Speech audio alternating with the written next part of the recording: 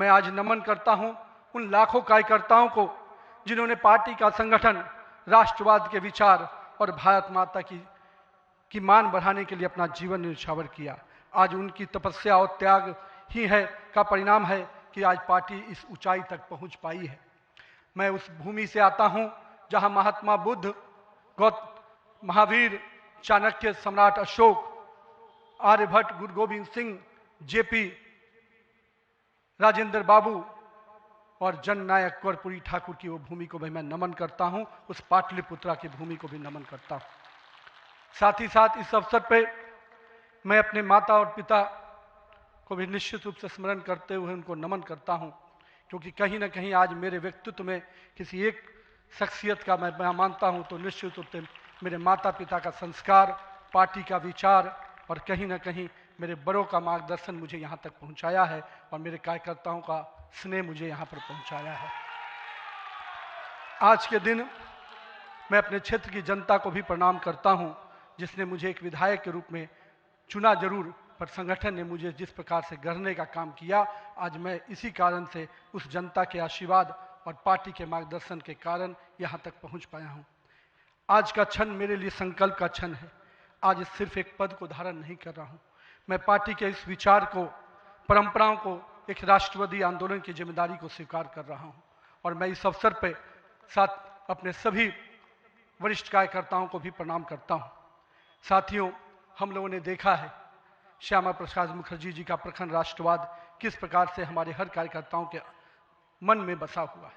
पंडित दीनदयाल जी के उपाध्याय के अंत्योदय और माननीय स्वर्गीय अपने सदैव भारत रत्न अटल बिहारी वाजपेयी जी का सुशासन की राजनीति, आज माननीय प्रधानमंत्री जी उसको आत्मसात करते हुए विकसित भारत की परिकल्पना हम सबके सामने रखी है।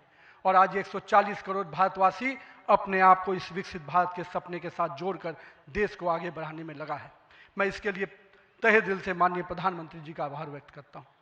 अभी माननीय प्रधानमंत्री जी अपने संबोधन में बता रहे थे किस प्रकार से अंत्योदय की योजनाओं को उन्होंने नीचे उतारा है। जल जीवन मिशन ही नहीं, हम महिलाओं को 11 करोड़ शौचालय की योजना को भी याद करना चाहेंगे। किस प्रकार से महिलाओं का सम्मान बढ़ा, 4 करोड़ लोगों को पक्के मकान मिले, 42 करोड़ लोगों को आयुष्मान भारत, 56 करोड़ लोगों के जनधन खाते खुले। मुझे आज भी याद है जब जनधन खाता खोलाने की बात हो रही थी तो कई लोग देश में, जब हम भाजपा के लोग इसको आगे बढ़ा रहे थे तो लोग हमारा मजाक उड़ा रहे थे। पर मैं आज भी मानता हूं गरीब के खाते में अगर 1 रुपया दिल्ली से चलता है तो 1 रुपया अगर गरीब के खाते में पहुंच पाता है तो ये कहीं ना कहीं उस जनधन खाते का वरदान के रूप में मैं देखता हूं। मैं आज के दिन माननीय प्रधानमंत्री जी के इस सब के साथ और सबके विकास के इस नारे को फलीभूत होता देख रहा हूं। हम लोगों ने लंबे समय से कुछ नारे को, भाजपा के कार्यकर्ता, हमारे जनसंकाल के कार्यकर्ता लगातार कुछ नारे को गढ़ते थे। रामलल्ला हम आएंगे, मंदिर वहीं बनाएंगे, जहां हुए बलिदान मुखर्जी वो कश्मीर हमारा है, एक देश में 2 विधान, 2 प्रधान, 2 निशान नहीं चलेगा। साथियों, आज भाजपा के कार्यकर्ताओं ने वो कालखंड देखा जब अयोध्या का भव्य राम मंदिर का मार्ग प्रशस्त हुआ। आज जम्मू कश्मीर की जनता ने 370 धारा से मुक्ति का दौर देखा। आज सांस्कृतिक व राष्ट्रवाद की विचारें और मजबूत हो रही हैं। साथियों, मुझे याद है अब वो समय जब हम लोग आज श्रीनगर के लाल चौक पर तिरंगा लहराते देखते हैं तो गर्व की अनुभूति होती है। हमने वो दौर भी देखा था जब पाकिस्तान के झंडे लहरा रहे थे और दिल्ली की सरकार बैठकर मौन बैठी थी उस समय, क्योंकि वो समय हम लोगों ने युवा मोर्चा के कालखंड में काम करने का जब मौका मिला था तो हमने देखा था उस समय जब माननीय प्रधानमंत्री जी उस कालखंड से 370 को समाप्ति किए तो कहीं ना कहीं पूरे कश्मीर की फिजा बदली है और आज कश्मीर का लाल चौक तिरंगे से लहराया नहाया नजर आता है। ये परिवर्तन हमारे देश में आया है। साथियों, हम भारतीय जनता पार्टी के उस सामान्य राजनीतिक दल नहीं जिसके लिए हम काम करते हैं, हम उस विचार के साथ काम करते हैं जिस विचार से हम राजनीतिक अभिव्यक्ति के साथ साथ उस नारे के साथ काम करते हैं जहां राष्ट्र प्रथम के नारे, नेशन फर्स्ट, पार्टी नेक्स्ट और सेल्फ लास्ट, माननीय प्रधानमंत्री जी ने इस नारे के साथ हम लोग को जोड़ा है, हमारे नेतृत्वकर्ता ने हमें जोड़ा है और हम सब के लिए ये प्राथमिकता होनी चाहिए कि हम राष्ट्र के आगे रखकर ही अपने कामों को आगे बढ़ाएं। साथियों, हम अपने नेतृत्वकर्ता के संघर्ष और बलिदान से सीखने की आवश्यकता है। ये हम वैसे राजनीतिक दल के लोग हैं जहां राजनीतिक सत्ता नहीं साधना है, राजनीतिक भोग नहीं त्याग है, राजनीतिक ऐशो आराम नहीं तपस्या है, राजनीति कोई पदभार नहीं उत्तरदायित्व है। तो आइए हम सब कार्यकर्ता इस संकल्प के साथ अपने नेतृत्वकर्ता के इस परिश्रम और पुरुषार्थ के साथ अपने आप को जोड़ें। मेरे प्रिय कार्यकर्ता साथियों, यदि भाजपा आज विश्व की सबसे बड़ी राजनीतिक दल बनी है तो इसका मुख्य कारण हमारा प्रेरणादायी नेतृत्व है, हमारा विचारधारा है और हमारे लाखों कार्यकर्ताओं का मेहनत है। वो कार्यकर्ता जो बिना फोकस में आए अनवरत काम करता है, वो कार्यकर्ता जो कठिन से कठिन परिस्थिति में भी भारत का ध्वज झुकने नहीं देता है, वो कार्यकर्ता जो सीना ठोक के कहता है तेरा वैभव अमर रहे माँ, हम दिन चार रहे न रहे। आइए इस भारत की कल्पना को जो माननीय प्रधानमंत्री नरेंद्र मोदी के नेतृत्व में लगातार हम आगे बढ़ रहे हैं, आज हम भी उस परिकल्पना के साथ अपने आप को जोड़ें। हमारे नेताओं कार्यकर्ताओं का परिश्रम ही है जो आज हम यहाँ तक पहुँचे हैं, लेकिन वर्तमान पीढ़ी को भी अपने हिस्से का त्याग, तपस्या और पुरुषार्थ करना होगा, क्योंकि विकसित भारत के अगर संकल्प को सिद्धि तक पहुँचाना है, एक ऐसा भारत जहाँ समृद्धि भी हो, सशक्त भी हो, समरस भी हो, आत्मनिर्भर भी हो, तो हमारे कालखंड के कार्यकर्ताओं को भी अपने हिस्से का पुरुषार्थ, त्याग और तपस्या करना पड़ेगा। साथियों, हमारे प्रधानमंत्री जी ने हमेशा अलग अलग समूहों की बात की। अमृतकाल के लिए 4 समूहों की जो बात की, उसमें युवा, महिला, किसान और गरीब है। हमें अब इन नई पहचानों के साथ आगे बढ़ना है, तभी हम आधुनिक, प्रगतिशील और विकसित भारत की कल्पना को साकार कर पाएंगे। आज 15 अगस्त 2024 के दिन जब माननीय प्रधानमंत्री जी ने आज भी उसकी चर्चा की, और 15 अगस्त 2024 को जब लाल किले की प्राचीर से माननीय प्रधानमंत्री जी ने युवाओं को सार्वजनिक जीवन में आने का आह्वान किया, तो मैं देश के युवाओं से कहना चाहूँगा, राजनीति से दूरी समाधान नहीं, सक्रिय भागीदारी ही समाधान है। आइए एक सकारात्मक राजनीति के लिए युवाओं को आगे आने की आवश्यकता है।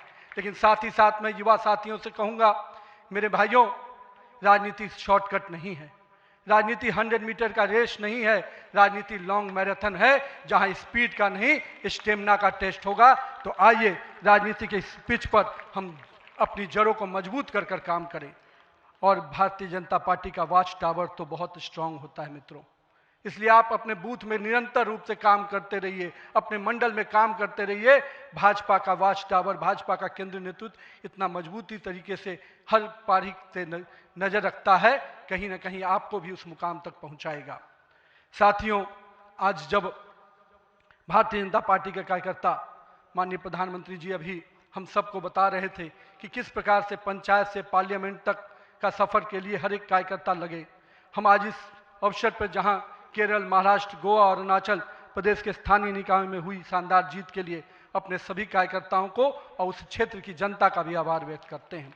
लेकिन मित्रों, अगर पंचायत से पार्लियामेंट का सफर तय करना है और लगातार हर जगह पर भारतीय जनता पार्टी का परचम लहराना है, तो हमको अपने समय के लिए पूरा मेहनत और परिश्रम की पराकाष्ठा करनी होगी। क्योंकि अगर 2047 का विकसित भारत बनाना है तो हमको भी अपने पूरे मेहनत और परिश्रम के साथ उसमें जुड़ना होगा। साथियों, हाल में हमने देखा किस प्रकार से तमिलनाडु के एक पहाड़ी के पवित्र कार्तिकेय दीपम को रोकने का प्रयास विपक्षी दलों के द्वारा किया गया। यह नहीं है किसी रोकने के लिए विपक्ष के लोगों ने साजिश नहीं की। हमें याद है, हम लोग अभी हाल में देख रहे थे किस प्रकार से न्यायाधीश के विरुद्ध भी महाभियोग लाने का प्रयास किया गया। आज हम जब सोमनाथ की बात करते हैं और स्वाभिमान पर्व मनाने की प्रयास करते हैं तो विपक्षी दलों के लोगों को तकलीफ होती है। हमारा मानना है कि इस तरह की परंपराओं को रोकने वाली ताकतों को परास्त करने की आवश्यकता है। राम सेतु के अस्तित्व को नकारने वाले, कार्तिकेय दीपम का विरोध करने वाली ताकतों को भारत की राजनीति में अब कोई स्थान नहीं मिल सकता, ऐसा हमें प्रयास करना है। साथियों, अगले कुछ महीने में तमिलनाडु, असम, बंगाल, केरल और पुडुचेरी में चुनाव होने जा रहा है और वहाँ की डेमोग्राफी की पूरी चर्चा हो रही है। किस प्रकार से बदले हुए डेमोग्राफी में वहाँ चीज़ें बदल रही हैं और हमारे लिए अपने आप में एक चुनौती है। लेकिन हम पूरी तरह से आश्वस्त हैं कि भाजपा का कार्यकर्ता अपने संघर्ष और परिश्रम के बल पर इन 5 राज्यों में सशक्त भाजपा का नेतृत्व प्रदान करने जाएगा। और हम हमेशा विश्वास करते हैं कि हमें अपनी आस्थाओं के केंद्र के लिए और सनातन परंपराओं को केंद्र को बचाने की लड़ाई अगर लड़नी है तो निश्चित रूप से अपने देश को सुरक्षित रखने की लड़ाई लड़नी है, तो इन 5 राज्यों में हमें एक मजबूत ताकत बन के आना है। आज हमारे राष्ट्र की चेतना का उद्घोष का समय वंदे मातरम का 150वीं वर्षगांठ मना रहे हैं। वंदे मातरम का स्मरण आते ही मन में ऊर्जा और उत्साह बढ़ जाता है।